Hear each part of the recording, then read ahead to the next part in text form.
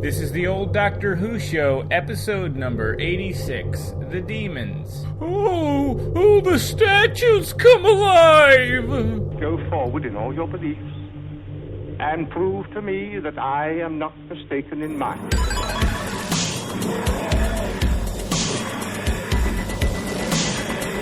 You couldn't control my mind before, and you certainly can't control it now.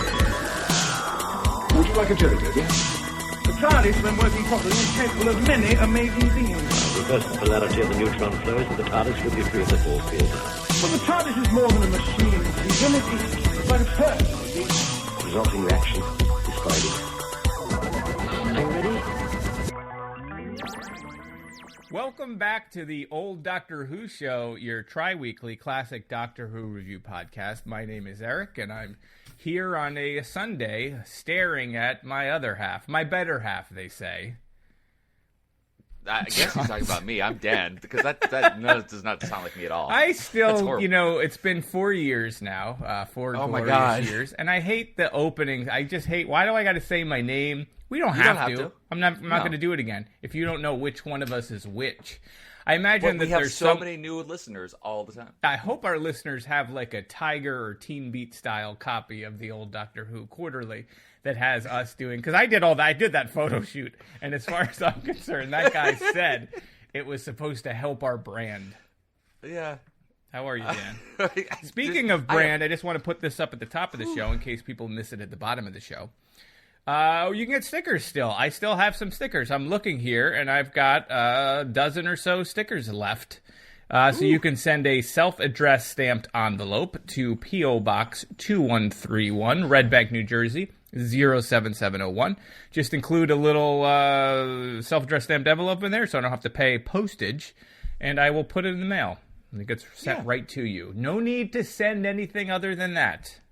It's so nice. They're free, holiday times are coming up. You can get your shopping done all at once. Yeah, totally. Could you imagine give a special someone in your life stickers. Oh, the saddest Christmas. From an obscure podcast. just open up the thing, and then that's how you end your marriage. That would be a good way to end a marriage. That's just like the false, like, oh, this is nice. Yeah. Wow.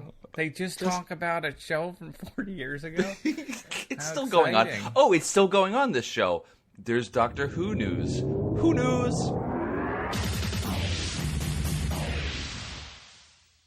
There is the. Meanwhile, by the way, the one guy that complained that we talk too much about New Who is just like, that's it! When he just shut off our podcast forever.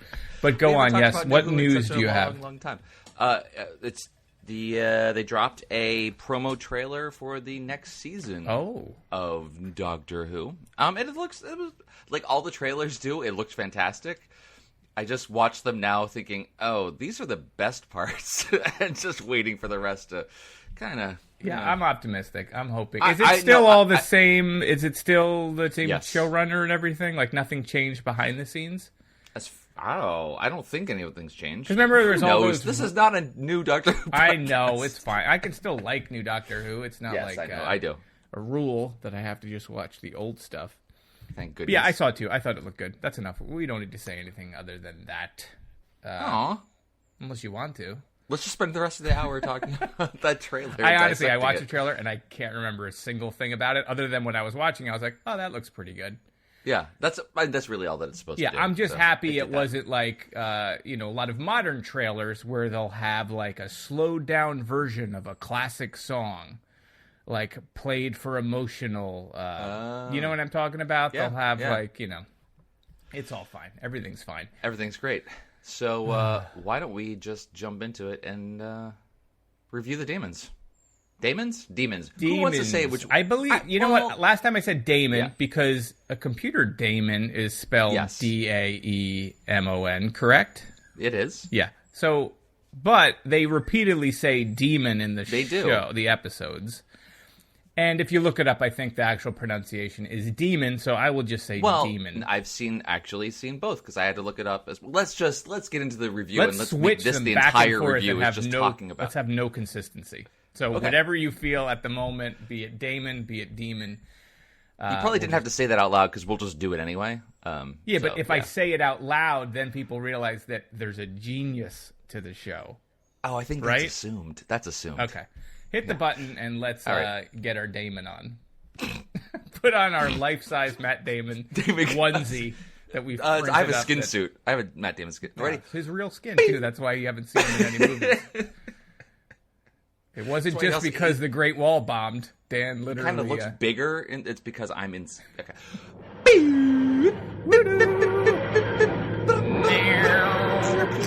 Yeah. Yes, I see what you mean. Never mind, we'll soon fix him. Jenkins? Yeah. Shot for the wings there. 5 rounds rapid.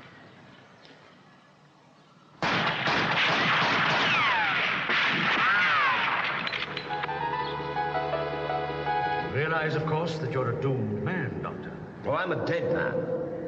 I knew that as soon as I came through that door, so you better watch out. You see, I've nothing to lose, have I? Enough! Hassan, destroy him! Who is this? My enemy and yours, Hassan. Destroy him! This is the one we spoke of. He, too, is not of this planet. He is a meddler and a fool. He is not a fool. Yet he has done a foolish thing coming here. All right, this is the Daemons. The Demons. This is the Demons. This is written by Guy Leopold, or was it? What? Yeah, apparently this is a pseudonym of a combo from Robert Solomon and Barry Letts. Am I getting Robert's name right? Because sometimes the autocorrect... Is it Sloman? Maybe it's Sloman. I shouldn't write these things in Apple Notes because it then changes the spelling to try to do me a favor, but it's really selling me out. Man. In any case, the BBC frowned upon production staff and writing staff mixing it up. They had to use separate water fountains too, which I thought was inappropriate. So they used the name Guy Leopold, which was their middle names of their kids or something. I at that point, my eyes glazed over. When I was reading Wikipedia, I'm like, why am I... That's too much. I don't need to deep dive into this one. It is directed by Christopher Barry of the Boomtown Barrys, one of the best b-boy bands that I've ever seen. This is the 5th story in the 8th season, lucky number 8, from 1971. Isn't it weird to think that this is the 3rd Doctor and it's only been 8 seasons? Like, it feels the amount of Doctor Who that came before the Demons was like 40 years. Yeah. Not, 7 seasons. It does. Whatever. I mean, we can talk about it, and we have probably, but like this feels like such a different era. Obviously it is, but like such a different tonal era than anything we've been watching. The fact that we've been going back through and jumping from Doctor to Doctor sequentially really puts a lot of this in perspective, and it feels so different than anything in the first 2 Doctors eras. Anyway. Well, I would argue, and maybe we're getting ahead of ourselves, but it's always of its era, right? So like we have like the one with the 2 Troughtons was very much of like a James Bond thing, and that was what was popular. And then you have like the last one that we did with Troughton again felt like a 50s monster movie, even though it was the 60s, but it was like in that vein. And this in the 70s was like the beginning or maybe the height of the satanic, well, there's a whole Age of Aquarius thing going on. Yeah, like all that stuff's mixed up, but like a lot of the horror movies at the time were about cults and Satan cults and stuff, and all. We are jumping ahead. Let's. It's fine. So what happens? Tell me what this is about. Yeah, what happens? Tell me what this is about. What happens in this? Well, Dan, something stinks in the Devil's End. And it's killing people. The Doctor and Joe Grant catch a glimpse of the English Geraldo, who is about to open an Al Capone-style vault, only instead of being filled with Tommy guns and dead Teamsters, it's full of black magic Satanists masquerading as priests. Who could be behind this diabolical plot to raise the Prince of Darkness? If you guess the master, give yourself 4 pentagrams and brand them on your own legs, because you are now the devil's servant. Dan, what did you think of the Daemons? The Demons. The Daemons. Yeah, I got to pick one. I can't just keep saying both. Both. What did you think of the Demons? Oh boy. Yep. I enjoyed this story. that's my review. I enjoyed Good night, this everybody. I give it 3 Aleister Crowleys. What about it that made you enjoy it? Oh, do I have to give like a full? Yeah, I guess we gotta talk about it a little bit. Yeah, no, I think this is a really fun story. I liked the supporting cast. There was a lot of cast actually in this story. There's so much when we started seeing like, oh, there's the Master, there's Yates, there's the Brig, there's I was like, everybody's there. We hit the freaking lottery here. There's so many recurring characters coming back into this one. Plus all the new people in the town. The tie-in with the occult and occult and science, and it was a lot of fun. It was a 5-parter that was originally supposed to be 6 parts, but it got cut down to 5. They made the right choice. I think they made the right choice. I think it was a fine 5-parter. It probably could be smaller, but whatever. Yeah, it was great. Eric, what did you think about it? I want to talk through it. I don't think I can just like. Okay, I loved it. This is everything that I would ever want out of a Doctor Who story. It's all. I love the 70s era, mostly Tom Baker, but like this kind of horror, like Hammer horror style. And I love Satanists, and I love all of that black magic stuff. So I'm already sort of on board with that. But the script was really good, and I thought it was really interesting, and I liked the fact that it was like the evil church, and then the like good white witch, and like all of that stuff, and it had like a what's the Wicker Man? It had like a Wicker Man vibe with like that weird village, and they're all like the May Day celebration at the end. It felt, it was like just like a perfect little. Weird place to set the story. I thought the amount of like sexual imagery, verbal imagery, is that right? Yeah. Nope. When the BBC guy is doing the report, and I compared it in the beginning because it reminded me of Geraldo. People, you have to be of a certain age, but in the States at some point, Geraldo made this big thing that they had found Al Capone's vault, and you had to stay up all night, and it was him in front of like, we're going to open up the vault, and it felt very much like this. But when he's talking, they keep using all these like the devil's end, the devil's hump, giant pies. Will the professor pull out it was like weird, like all of this stuff. Like it's like, will the professor pull out his plum and expose? Will the professor pull down his trousers, exposing the ancient curse like some kind of 16th century dick pic? We didn't know and we didn't find out, but it was very sexy.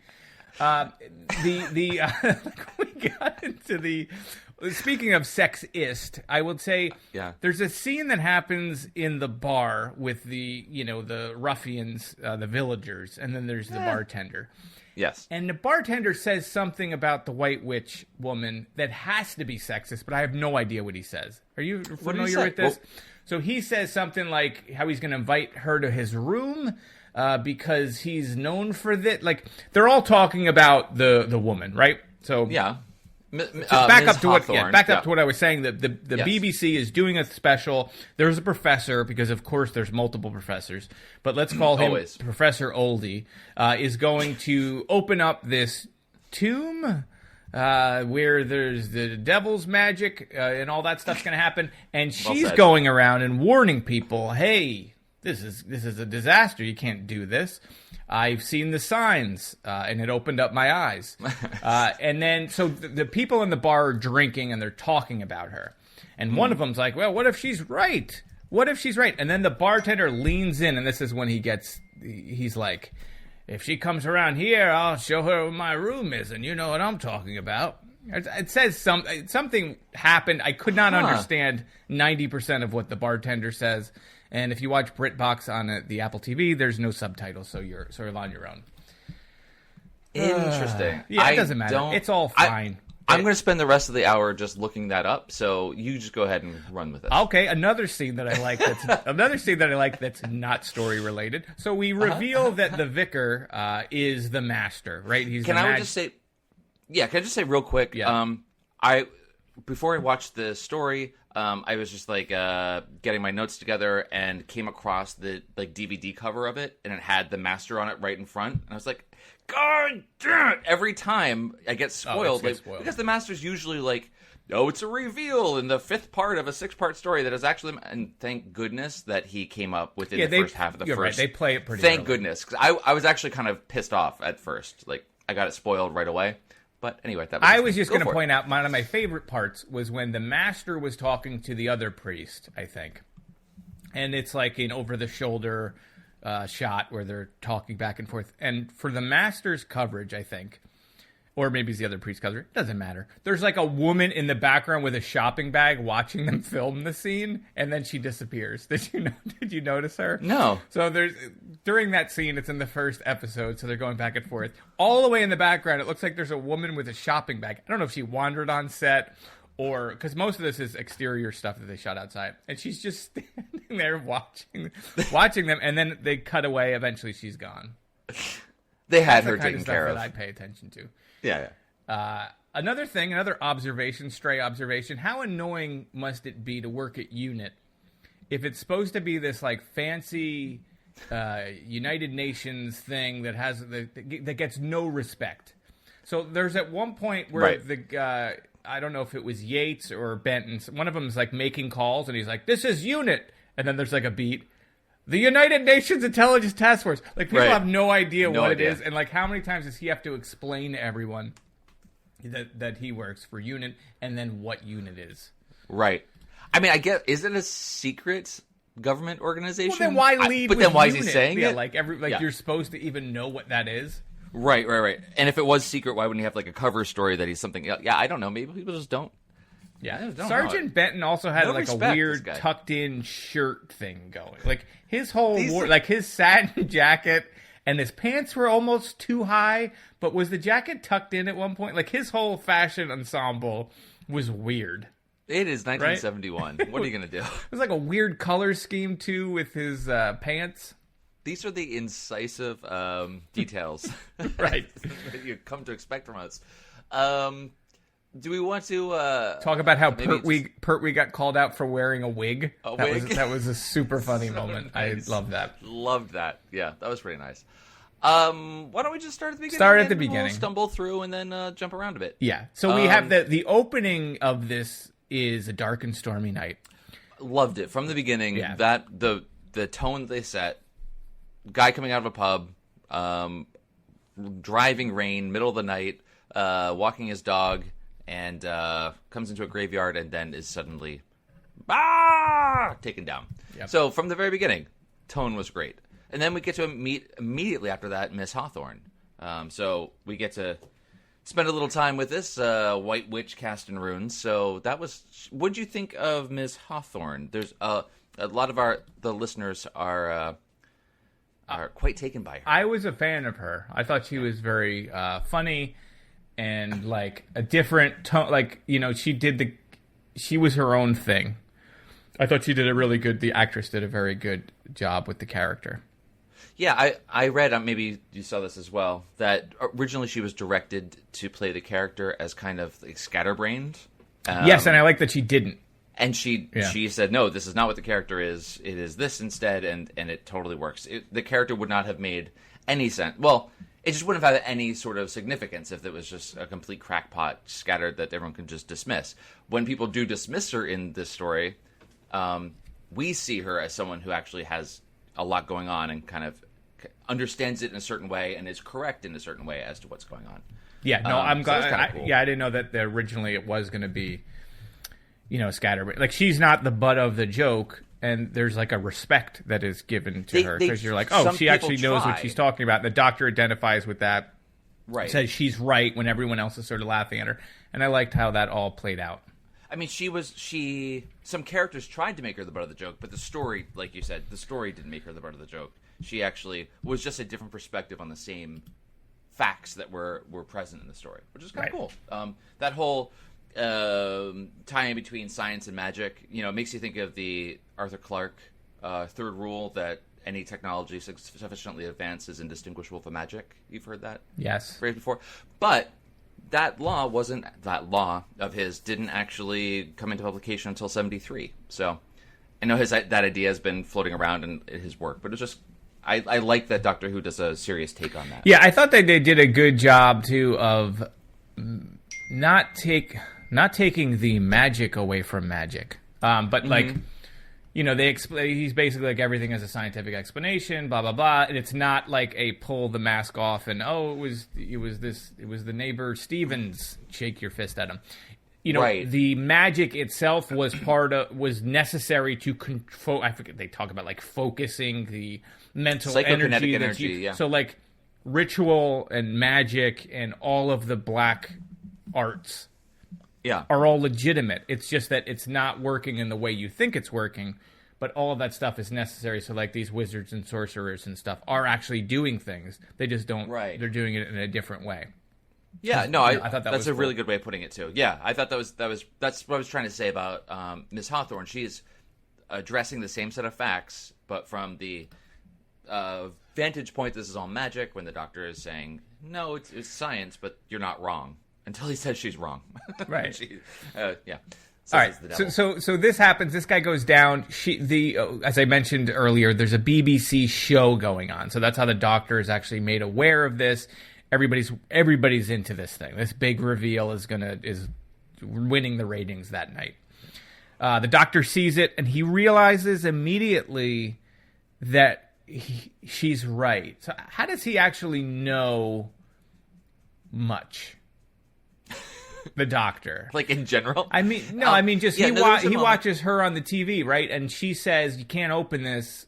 I've read the charts or whatever." And then he's like, "She's right. We got to get there." But what was his hook in? Did she say like a certain word? Before that. It was before that even. So we see the Doctor and Joe.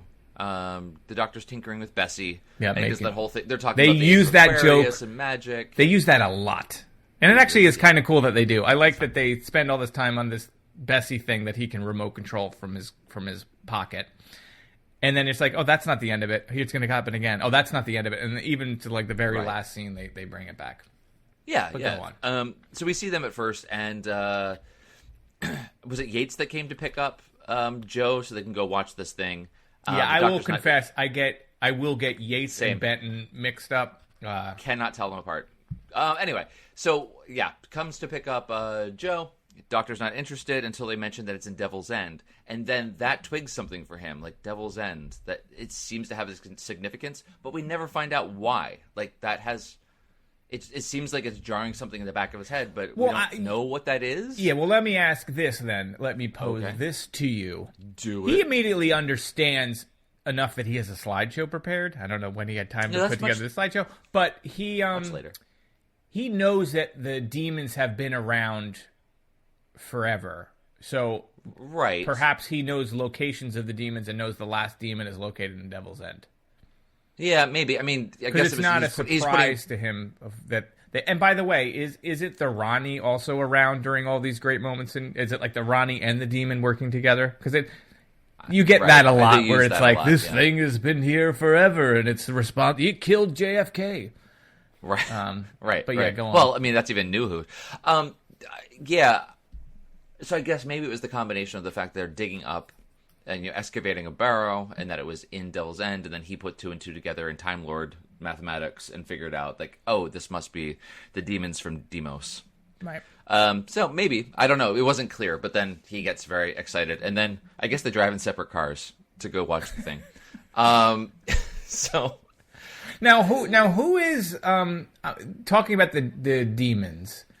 So like there's like all sorts of like wacky stuff going on with street signs. Like eventually the Doctor gets to Devil's End and the Doctor goes to find the dig site. And he's driving around with wind. And these gusts of wind change the sign direction. Yep. Now the demon's controlling that, but at that point the demon is small because they haven't opened it yet, because that happens at the end of the first episode, which freezes the Doctor, because when the demon gets big it gets cold, and when the demon gets small it gets hotter. Is it the reverse of that?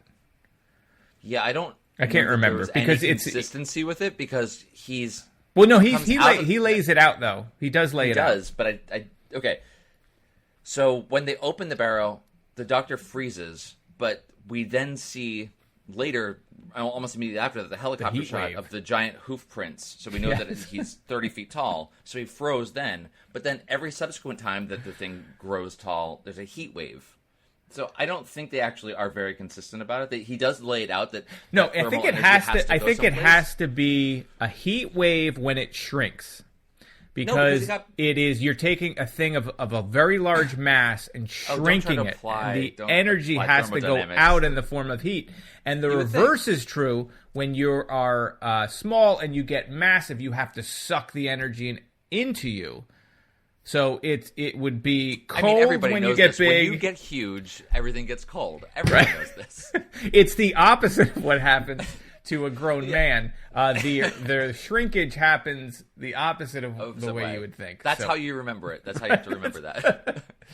I would think that would be the case. Because they talk about it was a little bit. It's fine. But talking more about so there's the gust of wind.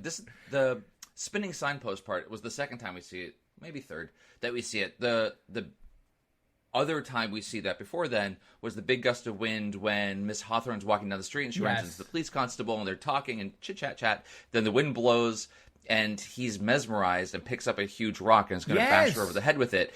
But she casts an incantation and the wind dies down. Right. So she's able to control what are we supposed to infer from all this? I don't know what you're supposed to infer. Who's controlling the wind? Right. Is she actually casting magic / ancient technology science? She is. Please go. But I would say I would. This is also where I have a note about when the constable lifts the rock up to kill her. Mm-hmm. If the demon is controlling him and not the master, because the master is sort of have infiltrated this town and he has his own little dark circle around him that he's because that's the master does that. He controls people's minds. He's done that before. That's one of his superpowers. Yep. But he's not. He didn't make the guy lift the rock up. So is the demon controlling people as well as the master? Like it was like, you know what? Okay, so I was thinking that it can't be because they haven't opened the barrow yet, so how can the demon be controlling anything? But the townsfolk in the pub do say that for weeks, ever since they started digging, that there's been freak weather and that the cows dried up, et cetera, et cetera. So it must be that everyone listening to this is like, you idiots, of course it's the demon. But I'm just trying to figure out how that could be. I guess as they start excavating the barrow, the energy, he's starting to be able to control the town around him. The control of the people makes very little sense, too. In that at one point they're going to burn, it's all the way at the end, they're going to burn the doctor alive. And we have like a throwback to the Salem witch trials type thing and these religious people, whatever, blah, blah, blah.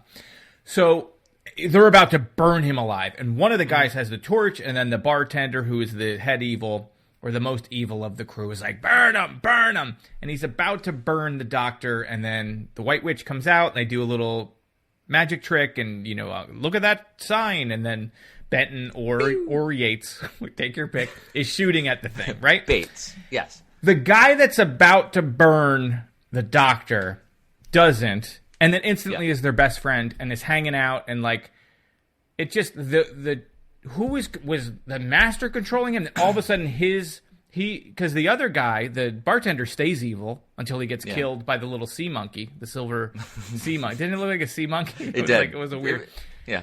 But yet he goes from about to burn another human alive to be good. And also, like, when they have that meeting and the master's like, enjoy your fare, you're stuck here, and he kills a guy to show him that he's using like violence to keep them in line, not mind control.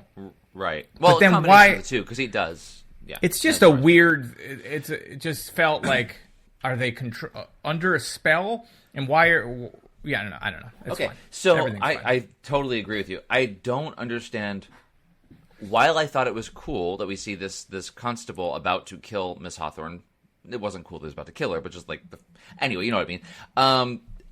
That was the only time we see someone get mind controlled and then it goes away. The other times we see the mind controls, the master doing his normal crazy eyes thing where he's like looking into their eyes. He does this to a couple people in the town. He tries to do it to Miss Hawthorne, but she resists it. But he has to be there and does that. in this one, it was the gust of wind, and then he gets controlled and is going to kill her. She counteracts it with her science chanting, and he's fine. So if it is the demon controlling him, then why doesn't the demon do that later as well? Yeah. It seems like they could have just left that out, and it would have been... It's hard to understand the demon's motivation, because the demons are there to help humans because it's an experiment. Not to help them, but it is an experiment. Right. There's no value added to it. They're just sort of... They're amoral, just... Yeah.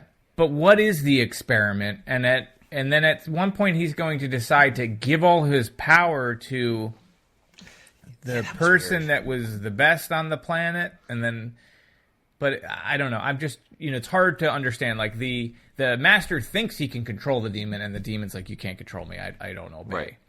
But, he's able to talk to and call and raise the demon because he knows the black magic. Mm-hmm. But, like, what does the demon really get out of it?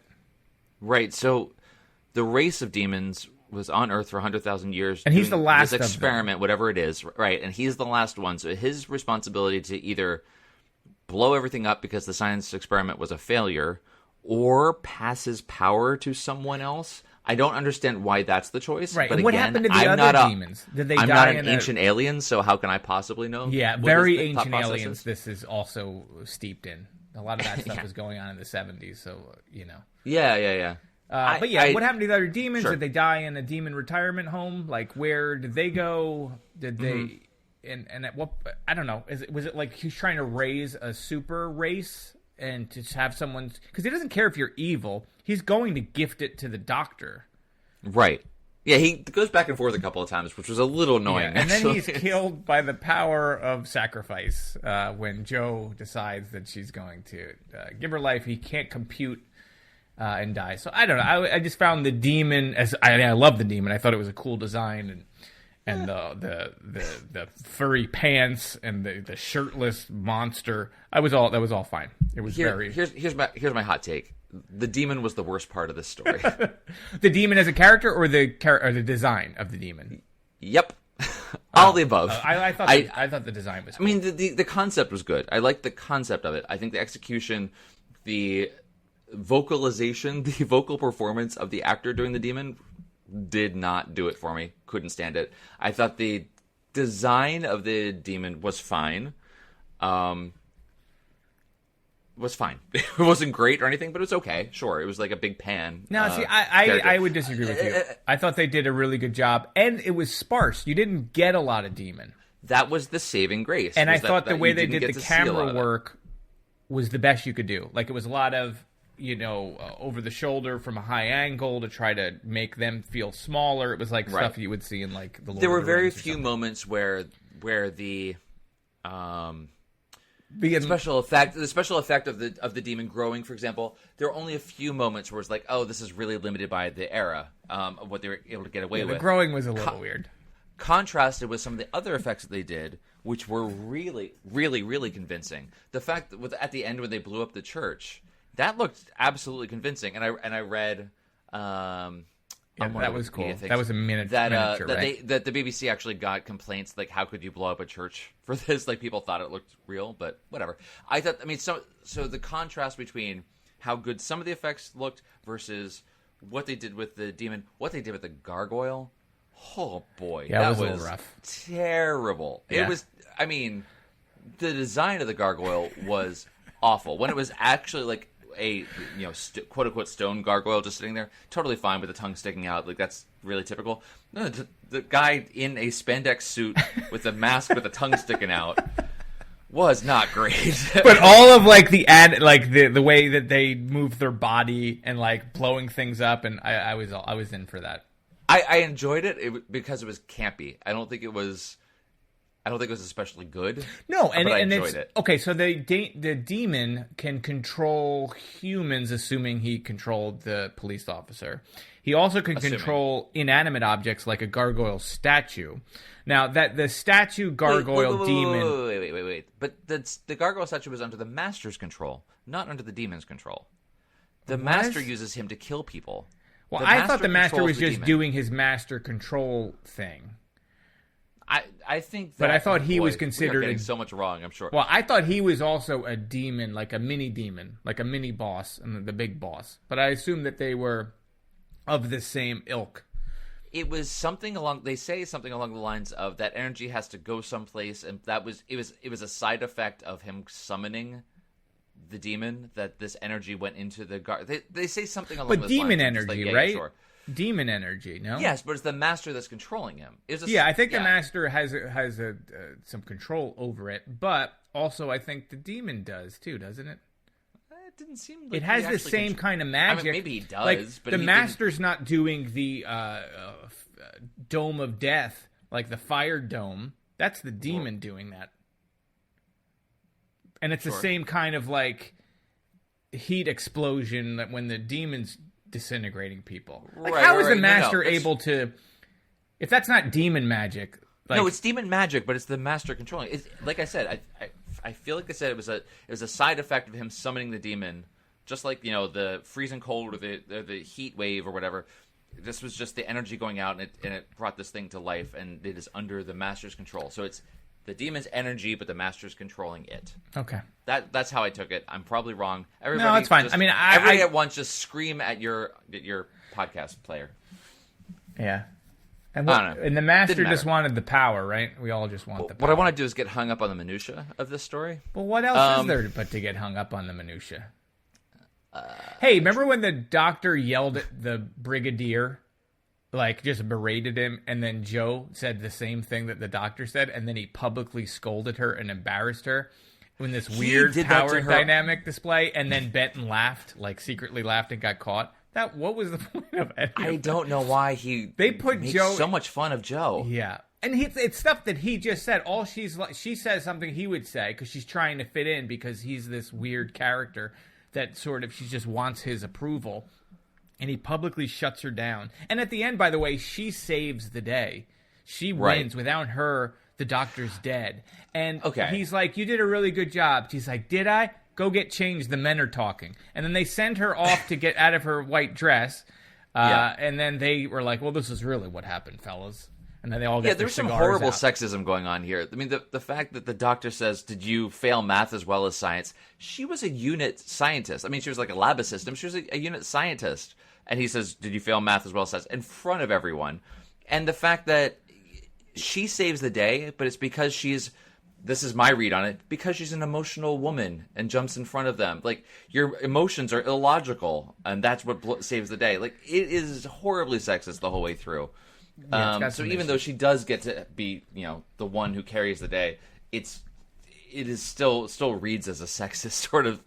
It's not great. No, it's but fine. I don't understand and why he also doesn't have her. Did they not have seatbelts then? Because when the doctor is doing the chicken with the firewall and then turns, she just goes tossed out of the just flying Jeep. out. Well, Bessie doesn't have seatbelts. And then she ends up in bed, like she's knocked out, and they put her in bed. Did you understand why all of a sudden she was just mumbling things about what she had to do? How did she get any of that information? No. She's like, we gotta get to the thing. And then she leaves the room and falls asleep in a bush. Yeah, I don't know and then what falls happened out there. of the bush. And then keeps and starts going the wrong direction. And then turns around and goes back where she's supposed to. I don't know what was going on with her. Why was she in the bush? If they're in the bush. It didn't make any... I don't know. And well, there was an earthquake thing that happened, and she stumbles into a bush. She's passed out in the bush, and falls asleep. And then she falls out. She literally passes out in the bush just to let Yates or Benton, take your pick, get into the crypt, and then she falls out and goes the other way to get in there. And then when he's already in there, and then they run into each other, they hear someone, and the two of them hide behind an open grate that you can clearly see through when the person's coming. I don't remember if it's the master. Well, no, in that moment, I had written this down too. They're down in the crypt together, and Benton Yates says to her, "You got to be careful. There's booby traps and magic all over the place. Look, I'll show you." And there's guards everywhere. They could see us. So he takes a book and throws it onto that stone, and it blows apart. Yeah. So no one knows that they were down there. let's just blow shit up and then go hide in front of an open grate. Well, there's the other time I think when they find either Benton or Yates, take your pick, finds the White Witch who they had put in like a place where you would put scarves or old jackets. Right. She's like, oh, the priest is coming. And they hide. It's like, this guy's like a military killer. Why is he hiding from an unarmed what are you hiding for? So many times do Benton Yates get beaten up by townies. Yes. And there are these trained unit officers. And, like, there's the one time in Captain Yates gets some action hero moments, though, yes, in his he defense. Totally does, until he stepped on that stone and, like, got crippled by it. But there were other times when, like, the Morris dancers during the maypole dance comes in and almost beats the crap out of Benton Yates. That's his name now. Until he gets saved by Hawthorne. It's I don't understand why they're just so inept. No, and there's so many whys, and I love this story. Yeah, I know. I think this story is a really good script. I think I love it. It's it's an excellent story. We get it. But and then all of a sudden, one of the town guys runs out and steals the helicopter, and then Benton Yates tries to stop him. It does not go well. But who is controlling this guy? And he's chasing the doctor. Well, he's not. And he's not then he blows up in the fire dome that if it's the demon, he should know about. It should not be a surprise. No one's controlling him. So what is he doing? He's doing the master's bidding. The master, is controlling him in just like a regular, I have information over you. You're in my coven. Do as I say. He's so not the master is him. Unaware that there's a fire dome? But he's not controlling the guy. The guy is just flying the helicopter, and fine. He's an idiot. Let's just say that the master says, I really need... Let's just agree to disagree. The master's like, hey, everybody, I want you to find and get the doctor. Also, it's worth pointing out, there is a giant fire dome that will kill you around... that should be the first thing you bring up. I cannot repeat this enough. There is a fire dome. Listen, you will We already die. lost Stanley.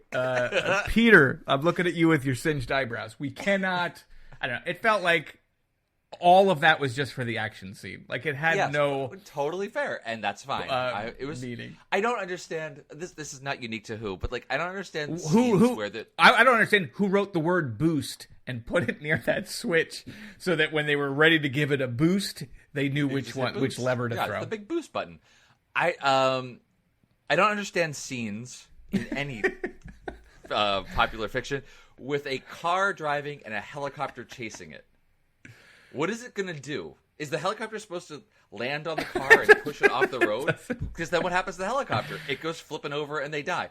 How is that? It's like a shark and a bear fighting. It doesn't make any sense. No, I mean, it's never going to make sense. If they were shooting at Bessie, which they're totally not.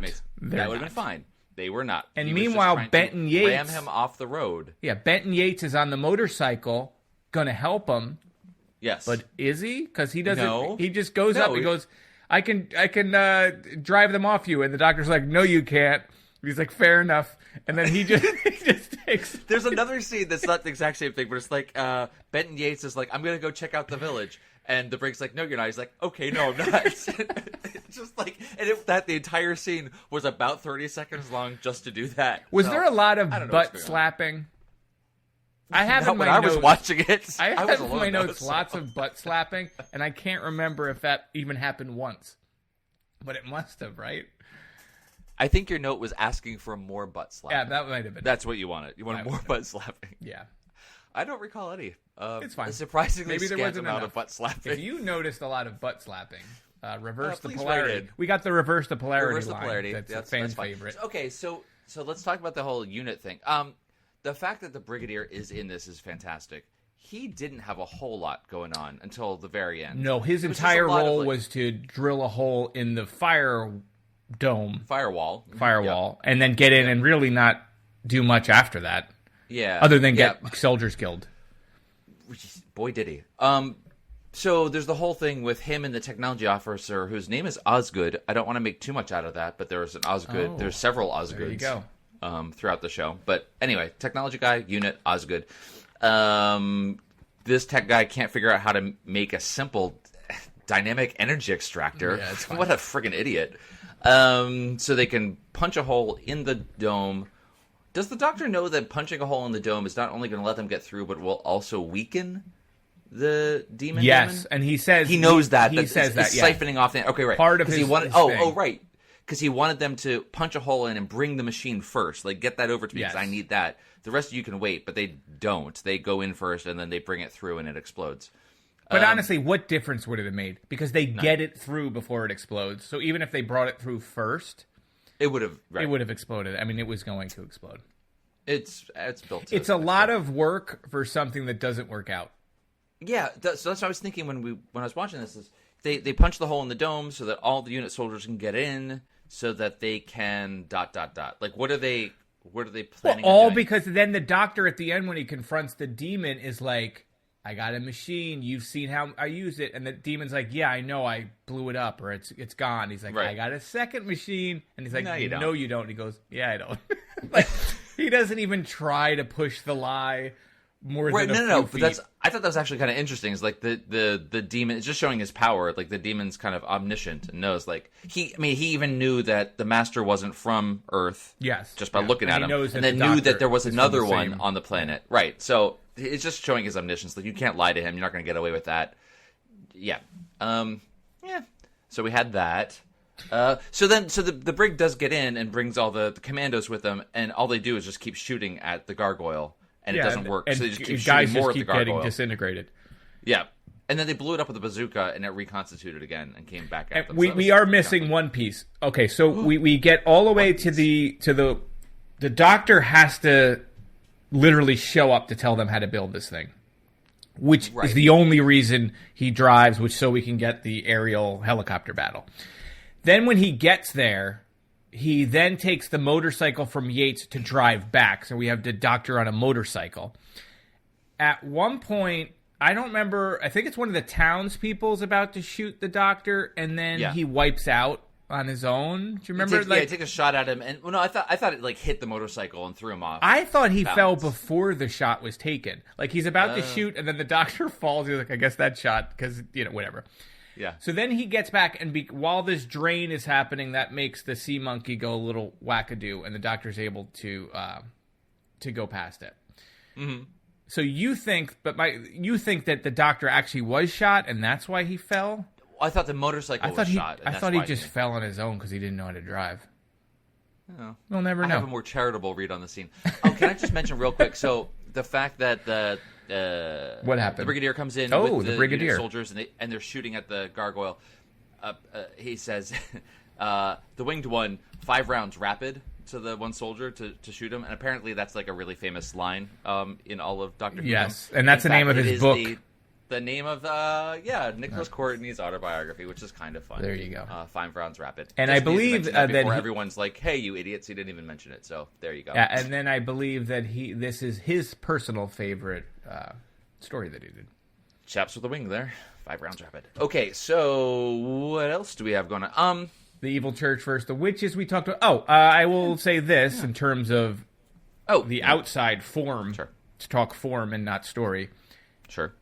I noticed, like, watching it, I was like, some of this looks really good, and some of it looks really kind of the quality sort of dropped. I didn't know if it was BritBox or whatever, and then I did look up, and apparently this is another story that had tapes erased, and the original maybe 3 parts or 4 parts of this were erased. I think 4 parts were missing, and then they had to take a lower quality NTSC version to take. So that sort of explained why I felt like some parts looked great, and I was like, it made me wish that they had shot all this on film and we could get like a decent Blu-ray or HD version of it, because it looked, all the stuff is exteriors, it looks great, but there is like a noticeable quality dip in terms of like how the actual footage looks, based on the quality of it, not how they made it. So I saw that as well.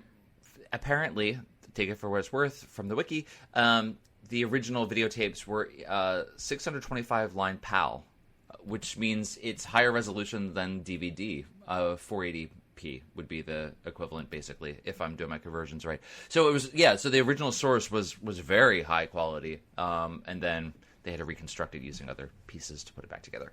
So that kind of stinks. And was it literally like someone taped it on beta from like a TV broadcast? Is that where the NTSC version, or was that like something they had delivered to PBS or something. I actually don't see anything about the NTSC in the place that I'm reading that does talk about 16mm black and white film telerecordings. Yeah, but I think they took sales. they took the color or something from this lower quality. It doesn't matter. It's all fine. It does not matter. The end of the story, right? So we get all through the stuff. Jo sacrifices herself. Yep. They're doing the maypole dance. They're still doing the maypole dance. Yeah. Even while, like, the stuff is happening and people are getting killed. The church just blew up. Yeah, there's still dudes holding on to the maypole. They didn't let go of the maypole. All of this stuff is going on. The demon is disintegrating people. And these guys are so starved for anything that resembles fun that they're just holding on to the maypole. I was like, we please dance? Well, I don't understand. Okay. So the maypole dance is going to start. The first time we see the townsfolk coming out and doing their hop, skip, and jumps, and then we have the Morris dancers shaking the rattles. Why do they show... This seems like... I've never been to a maypole dance in an old English village. I'm just going to put that right out there. I'm sorry I haven't done it. Why were there other villagers grabbing their kids and bringing them indoors when these maypole like they do 2 shots of people being like, these people are back. Well, I took that as these are people not under the influence of whoever, and the people coming are all the people under the influence of the master. Totally get that, right? But why would they know that they just look like they're coming to do the regular annual maypole dance? I know, it doesn't make sense. And they're like, hide your kids. I don't know what's happening. Guess because the earth has been shaking. Sure. Right? And the temperature is rising and then dropping. But they're blaming that on the maypole dancers? Oh, we didn't really I don't know. It's just weird. I agree. We didn't really talk about the doctor getting completely frozen. Yes. Right? And they do the 2 hearts gag, which is fun. Gag. Yeah. And he's nearly killed. Like, he's nearly like, we're just going to bomb him. Like, they think he's dead. Yep. All of that happened just for a cliffhanger, though. Right. Right? I mean, he's immediately... Yeah, that's all that was. The heat wave comes, I believe, in the beginning of the second story, right? Yeah, let's just say yes. It's fine. It just felt like it was a weird... Yeah. I mean, but they let it play out for a little while. It wasn't one of those... misdirect cliffhangers where it looks like someone's dead, but really right. I think right. So the end of the first episode is the opening of the tomb, and then he probably is frozen for a good portion of the second story. Right. And then knocked out for a remainder of that until the heat wave comes and thaws him the rest of the way out, which was kind of fun. Some of the other minor characters we didn't really talk about. The professor that's leading the archaeological dig. I thought he was really funny and snide. Yeah, he kind of just falls putting off. everyone down. He kind of falls off the story, right? Yeah. He's only important for the beginning. He gets killed. I think right? he dies. He dies in that freezes. Original Frozen 2. But super fun that he was just like making fun of the TV producers and all of their stuff. That was. He was a little hard for me to understand as well. Sometimes I was like, will tell you, what is he saying? Okay, fantastic. You're right. So not only is the audio quality not great in some of these places, sometimes the accents are a little hard for us idiots to understand. I instead watched it on BritBox on Safari.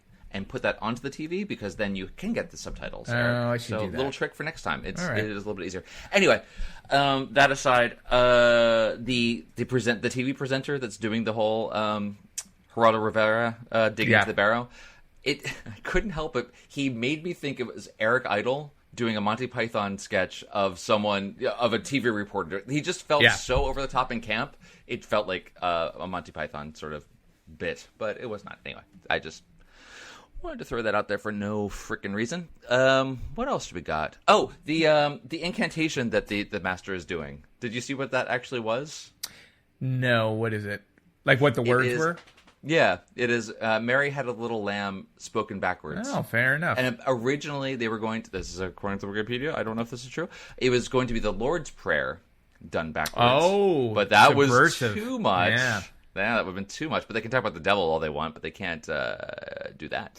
So that was fun. And what else is there? Yeah. I loved all that black magic stuff. I could watch I wish there was more of that actually, because he has this black circle. Now, are we supposed to just assume that the black circle is the same people that were going to burn the master just without their hoods? Yes. All right. Yeah. I mean, that's what I took it. Yeah, I would think so. But like they sort of their outfits, I guess, are only for ceremonies. Yeah, where do they hang them? Like, there's never a scene with them changing. Well, the one thing they do show changing is when they grab Jo and they're going to sacrifice her. They have to put her into a white dress. Yeah, so they had that dress on the ready. Ready to go. Yeah. That scene was a little odd, too, because it's like, horrible. Of course, it just felt like they're shoehorning in this. Like, why is the master sacrificing? And it's not a sacrifice when you're killing she's not sacrificing anything. It's not a sacrifice for them. They just want to kill her. And how does that play? I guess like the fear, her fear was going to feed the. I think that's right. Yeah, the demon that makes more. Sense. I don't know. And he can only. The other thing was like they set up the 3 limit. Right, he's going to call this demon 3 times. By the third time, the demon's going to make his decision. Yeah.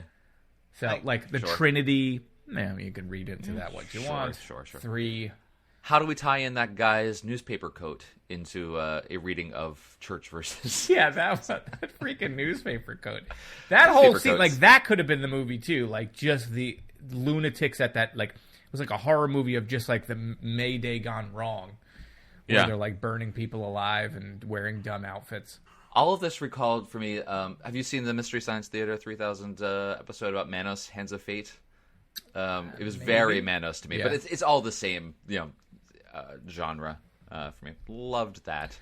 So that's fun. Oh, you did mention Bessie, of course, doing the self-driving thing. The fact that she, it wasn't really her, and she's not a she, that the doctor drives Bessie over top of the guy that's going to burn her at the stake. Yeah, nearly murdering him.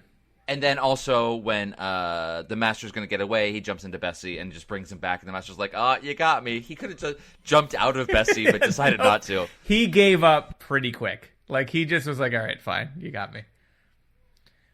Nothing in my hand I bring? Is that what you're going to say? I don't remember that. Yeah, it's like the master is in his little, vicar room. It's a church thing. The vicar room. The Trinity hymnal, I believe. Gotcha. Yeah. Okay, well, I think we covered everything, unless there's anything else that you think we need to talk about. Let's see. Yates and his ringtone. There's a lot of phone work where Yates is like, and then he's like, hey, what's going on? That's not worth bringing up. I'm glad I didn't. I'm glad you did not. Jo getting publicly scolded. We talked about it. A bunch of mannequins in a diorama under the church in the crypt. Why were there were lights on them? They're like, did you notice there's mannequins in the back, like staging scenes? I don't think I even noticed that at all. I think maybe that's just a normal. It's just like a live action Stations of the Cross for except like black magic. Yeah. The name of the pub was the Cloven Hoof. Oh, that's kind of fun. A lot of hoof talk. A lot of hoofs. A lot of cloven hoofs. So wait, we were talking a little bit about the doctor and his slideshow. When did he prepare that thing? He's got all these slides. Like, what's this? And she's like, it's an ancient Egyptian god. Yes. Right. What's this? And like, when did he put that together? There happens to be a slide machine. Yeah. And he does, and he tries to do the presentation several times and just keeps getting interrupted. That was kind of funny / annoying. And that happens so many times when he's trying to explain what's going on with the science magic-y stuff. And then also when he's trying to explain to Osgood the technician how to put together the machine. And he keeps getting interrupted every time over and over again. So it's like this running gag that keeps happening. Yeah, and it's weird the way that they unveil that. Like, the first time, I think, is the like the phone goes off and it's the brigadier, and the brigadier is going to blow the. I think he explains like the firewall, and then they wait to find out from the airplane, right? And the fighter pilot, and you have to wait kind of a little bit longer than you probably should have to wait for like the guy. It's just like literally the brigadier standing by radio, and you hear the pilot going like, "All right, we're about to try to shoot. Canisters loaded. Canisters," and like goes on and just keeps going on. And then the doctor has to draw on a napkin or whatever, like what the dome looks like. And then finally Benton's like, yeah, you want to get back to the whole presentation? And then you watch the presentation. Right. It was just like a weird delay. And then the way that they ended up doing it was odd. I don't know why he had to draw the dome over the town. Like there was no point. It just little. It's a dome. I think it's because it's a kid show. And kids are like, what is anyone talking about? It's like, literally, we're I do forget this is a kid's show. Well, that's fine. What are we doing with our lives? Okay. Just a couple of grown men spending hours of 4 years time talking about a kid's show. Okay. Just got sad. I think we've covered everything. Yeah. We got a lot of feedback on this story. Oh, yeah. Some of it from my dogs. Do you want me to read the Facebook stuff first while you prepare? We never do. Yeah, read the Facebook thing. Okay. All right. So I reached out on our Facebook page, and listen. Speaking of Facebook, I am very, very close to deleting my own personal Facebook page. So I'm wondering if we should get rid of the Facebook page, and because you can have like a group, like there could be an old Dr. Who show group, and then people can be more involved in posting about it, as opposed to me running this Facebook page, because I'm not a big fan of Facebook, and I don't know why I'm still feeding my data into that. But anyway, so I heard from 3 listeners, about what they thought of this particular show. And this is coming from the Homos of Harmony Haven, who I believe is a narrative, fictional story that you should check out. This story is much beloved by most Who fans. I recently rewatched, and I can see why. It's not in my top 10, or even in my top 20, probably. Whoa. So he gave him a little... Whoa! That little probably gives you a little bit of a way back in if you change your mind later. However, watching the full season, it is a great season finale, which finally sees the team capture the Master. Yes, we didn't talk about that. So they cool. actually have the Master... right next to Magneto in that underground bunker. Gives everyone at UNIT something to do, true, and the Pertwee Manning bond seems to really solidify here. Miss Hawthorne bugs the crap out of me, though. Okay, now I kind of liked Miss Hawthorne, but everything else I think I agree with you on, except maybe the Pertwee Manning bond is a little bit toxic in the sense that the Doctor sometimes just publicly humiliates her for things that he has just said. Yeah, okay, so Mark I is saying, seeing the Headington Quarry Morris men dancing in this episode is what made me want to start Morris dancing. I know what all of these words are separately, but together I'm not sure what the Headington Quarry Morris men are. Is Morris dancing a thing? Okay, yeah, Dan those is are the guys aware that of it. were dancing in the white with the rattles and the sticks. Okay, fair enough. Yep. An excellent hobby that I now do most weekends. Okay, fair enough, Mark. I think. Hey, we do this. We do this. We do this most weekends. Also, this is such a cozy story. Love spending time with Benton, Yates, and the Brig. I agree. I liked Benton, Yates, and Brig, even though sometimes I get Benton and Yates mixed up. Yeah. Jeff W. says, not a big fan of Doctor 3, but this is an all-time classic. Probably because I love Hammer horror films. I completely agree with you, Jeff, on that one. Delgado at his best. The quotable chap with wings, 5 rounds rapid. The blowing up of the church that brought lots of complaints. Dan, you had mentioned that. Oh, the Azel Devil, even though the resolution is a bit nonsense. Yes, and I think he's referring to the the magic was in your heart the whole time. Yeah, that kind of thing. Yeah. Yeah. Exactly. So, yeah, that's what we got on the Facebook page. So I appreciate that from the 3 of you. That's fantastic. We got some feedback on Twitter. Let's see. Christmas Paddock says, give me some early 70s Wicker Man-derived hoo-ha with an alien as ancient deity, throw in the Master, and then have UNIT try to blow stuff up, and I'm a happy guy. Substantive? Nope. Fun? You bet your ass. Agreed. Yes. Darren Lodge says, Azel with his wrinkled stockings and hairy chest. I like the story because they blow up the church near the end and then have a merry dance around the maypole, as you do. Miss Hawthorne's last line to Benton is a 24-karat corker. What is her last line? I don't remember. To Benton. Huh. I could look that up real quick. Oh, there it is. I didn't even know. What is it? Holy crap. The last line is a corker. This is Hawthorne saying to Benton, Sergeant, we must do the fertility dance to celebrate. Benton says, "Oh no, I'm sorry, ma'am. I'm still rather busy." And Hawthorne says, "Oh nonsense, Sergeant, come along." That is right. So, I forgot that. And then that's pretty great. So that's at Benton, and then Yates asked the brig to dance. Yes. And yes. Fancy there's dance, some tension Brigadier. going on there, and then the brig is not comfortable yet with that part of himself, and he's like, "I got to go drink." Well, no, that's what he's saying. He's got to have a couple beers first, and then we'll see where the night goes. We'll see. Yeah, exactly. Yeah. Speaking of relationships, I know I believe I brought this up on previous reviews of Pertwee stories, but they are trying to do something with Joe and Yates Benton, right? It feels like something is maybe there. Now, she ends up with some hippie when they're trying to stop the worms in the green. What's it called? The Green Death. Yeah. Yeah. But it felt like it does feel like there's some will they, won't they? Yeah. Maybe.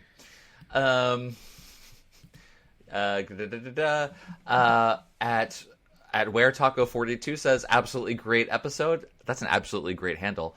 Delgado is my favorite master. The chemistry between him and Pertwee is so much fun to watch. That's true. There's not a whole lot of interaction between them until the very end when they're in the... and I like him as a master. But it's fun. I agree with that. I think he's a great master. Hair of the Hound says, watching the Demons while on mushrooms is a live show just waiting to happen. So I'm still waiting for my mushrooms to kick in. I took mine, so this is... Yeah, I took them. I'm just I haven't felt a thing yet. I think I got a bum batch. Just hard cuts, and I'm talking into an exhaust fan of a car.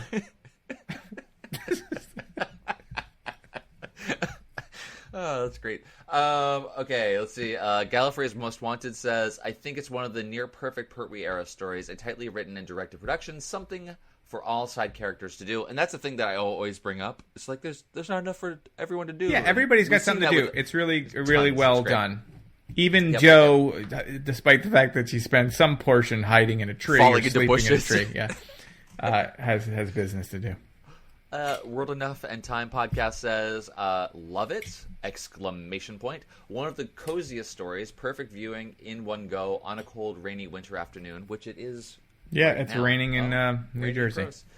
I think I prefer to watch it in black and white, as that's how I first saw it. Oh, that's that. Kind of fun. Now this aired in color, right? So they had a black and white TV. They just happened to see it. Yeah, I thought the same thing. Let's see. What else do we have? Uncle Beer says it's a brilliant podcast. Hey, thank you. Throw that in there, so thank you. Great. So, but we also thank you all for the tweeters. You can get us at TODW Show on the tweet machines. Also, we got a bunch of emails. Oh, we did. So we'll get through those quickly. All right. While you're getting that, just heads up, you can always give us a review. We didn't get any reviews. If you want to leave us a review on iTunes, that would be cool. Okay, Dan, you may go. You can leave it in the iTunes store of your area, and if it's not the U.S., we'll get it eventually. We just don't get them at the same time. But anyway, do that. If you want to email us, you can do it at theolddoctorwhoshow@gmail.com, like these folks did. Rob says, one of the best of the Pertwee era. They wrote it correctly. I read it wrong. Such a fun story. When the Doctor Who was canceled, it was kept alive by Big Finish, as well as a professional fan-made films by Real Time Pictures and BBV. This is one of the stories that was revisited with the film Deimos Rising in 2004, which is worth watching if you can find it. Rob's prediction is Dan will like it, but Eric will be on the fence. Oh, no, Dan will like it, but be on the fence, and Eric will love it. I did love it. Which is pretty accurate. Yeah. I mean, I wasn't on the fence. I really liked it. I just had the things that held it back more for me than it did for you, but overall, Eric convinced me that I love it. Okay. This one is coming from John. Before you go on to that, so too late. The Deimos Rising. So is that a film? What is that? Yeah, I think it's a fan film. That's what he's referring to. It's a fan film. Yeah, BBV. So it's not something you can legally purchase, or something I would like to see that. No idea. I think you should do some Googling while I'm reading. I'll look for it. Go on. Fantastic. John writes to us, Red Wine Cheese and the Day of the Daleks. Greetings from Australia. Greetings. I've been a subscriber for about a year now. Greatly look forward to my tri-weekly dose of the podcast. Although I have memories of Pat Troughton, my doctor was John Pertwee. Some of the best stories from that era were Spearhead from Space, that frightened the crap out of my brother and I when the shop window dummies came to life in Bental's in Ealing High Street. I liked your review of that show. You're yet to review Day of the Daleks, which was partially filmed where we lived in Hayes near London at the old canal tunnels near the railway. It's always been a personal favorite of theirs. Please, if you review it, which we're going to be doing Day of the Daleks. March 11th, 2020. It's a few months away. Because we're never going to be done. When you review it, watch the enhanced version with the new special effects. It's a lot better for its original broadcast. Had only 3 Daleks in the assault. So I wrote you back to say this, but we typically watch these in BritBox. BritBox doesn't have the special effects versions of these, but you can usually at least find individual scenes on YouTube where you can do comparisons. So we'll make sure to check that out as well whenever we take a look at that. 2 more going here, guys. Simon says to us, guys, it's been a while, so I'll give you some thoughts on the Daemons. It's never really fully explored that. Despite her beliefs in the supernatural, Miss Hawthorne must have some knowledge of demon science, albeit handed down from mother to daughter in the name of magic. Good point. In the opening episode, she subdues the Gale and inadvertently saves her own life from the copper about to bash her brains in with a rock. Later, what she calls elemental forces are actually a force field.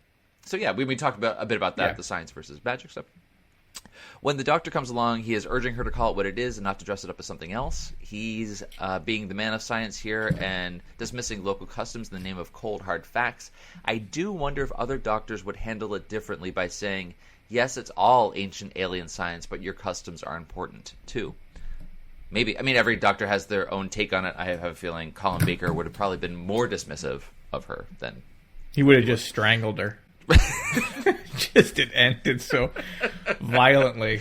Just berated her to death. Straight up murdered her. This year, I was lucky enough to meet Damaris Heyman, Miss Hawthorne, at Devil's End on her 90th birthday, which coincided with the solstice.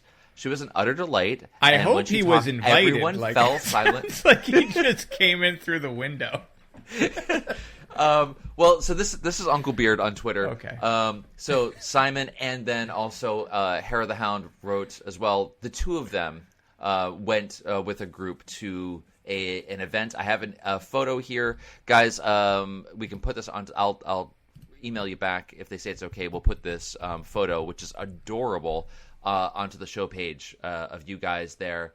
It's a photo of John Levine, who played Benton.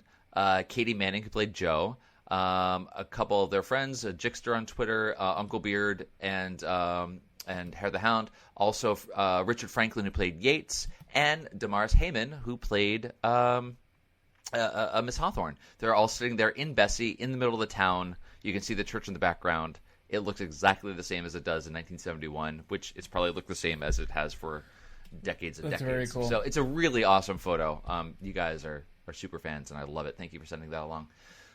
So that's just to say this last email. Too much to say about this one. This is coming from Hare the Hound, Conrad. Too much to say about this one, but here's some thoughts. Damaris, and I know I'm saying this wrong. I apologize. Damaris Heyman as Miss Olive Hawthorne is one of the most genius and joyful pieces of casting ever in Who. The director wanted her to play it as Scatty. Oh, I thought I read this in the... on the wiki, but this is coming from Conrad. The director wanted her to play it Scatty, but Damaris insisted Miss Hawthorne had to be intelligent to resist the master and was allowed to play it her own way. Awesome. Having a keen interest in witchcraft, Damaris was able to advise on the cult aspects of the production. She turned 90 this year and is as forthright and funny as ever. Secondly, the warmth, wit, and heart of the story is largely down to the producer Barry Letts, who created the Unit Family Ensemble and made the story era so special. The cast is perfection. Third, Devil's End is a quintessential English village named Aldbourne, which is unchanged today, including the pub, and sometimes hosts special events, like the picture we saw below. Hope you enjoy the story as much as I do. Conrad says, my U.S. non-fan partner says it's the best Who story of all time. Happy birthday, Eric, and happy 56th anniversary to Doctor Who. It's not my birthday yet, but by the time this airs, my birthday will have passed. So between now and Wednesday, my birthday will happen. Conrad is a better friend to you than I am. I know. So that's cool. Messed up. Especially because I brought it up last time in the hopes that you were going to at least wear a birthday hat or something. I'm wearing my birthday recording, suit. But nope. Thank you for that. And thank you to all of you for reading, and thank you all for listening to me read all of these. I want to add something. Do it. Because why end Lay this? it down. I had something in my notes that I forgot to mention. I did see that this story started out as the audition that Joe Grant did. Who's Joe Grant? I can't think of her name. Manning? Katie Manning. Yes? Her audition was like some made-up scene of like Yates rescuing her and like a book and demons and all this stuff. And, Barry Letts, who was doing the audition, liked it and then ended up turning that into this whole black magic story. So this started out as an audition and then became a tale. A tale as old as time. Well, I think that does it for us, folks. Please. Please be over. Okay. Everybody, we will talk to you again in 3 weeks. Yeah, we'll see you in 3 weeks for Face of Evil. Now, this is has us going back to Colin Baker and back to Leela, companion Leela, Louise Jameson. So, yeah, do that up. Is it Colin Baker or Tom Tom Baker? Did I say Colin Baker? Thank you. Yeah, you said Baker. Colin. I was like, wait a minute, that can't be right. No, Tom Baker. Tom Baker. It's all Tommy Toms. Not all Colin right, cool. Baker. That would be horrible. Yep. All right, everybody. We will talk to you soon. Y'all.